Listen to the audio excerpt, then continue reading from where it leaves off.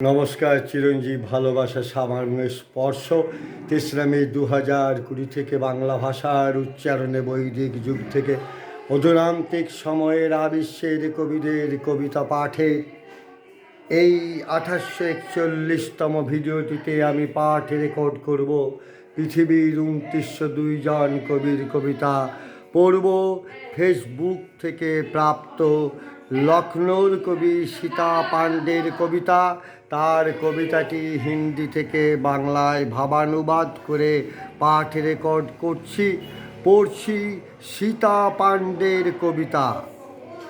আমি সম্মানের সীমান্তে বসবাসকারী এক অলিখিত আইন।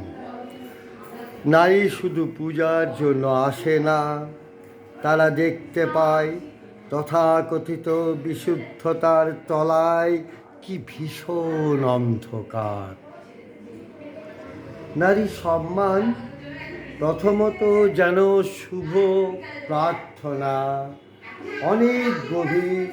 আপনি আপনার ভেতর সম্পূর্ণ নিষিদ্ধ প্রশ্নের মুখোমুখি দাঁড়ান। সংকোচ শুধু নারীর অবলম্বন নয়, কখনো কখনো তার ভেতরে থাকে ভয়ঙ্কর আগুন, যা নেভানো হয় না। আপনার দৃষ্টি তাদের শরীরে, কিন্তু তাদের আসল গোপন নেই।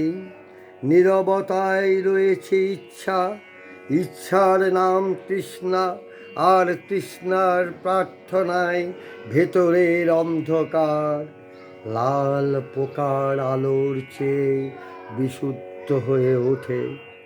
কেউ কেউ তাদের দেবী ডাকে, অথচ কোনো দোষ, কোনো ইচ্ছা, কোনো শব্দ তাদের মনে লুকিয়ে থাকে।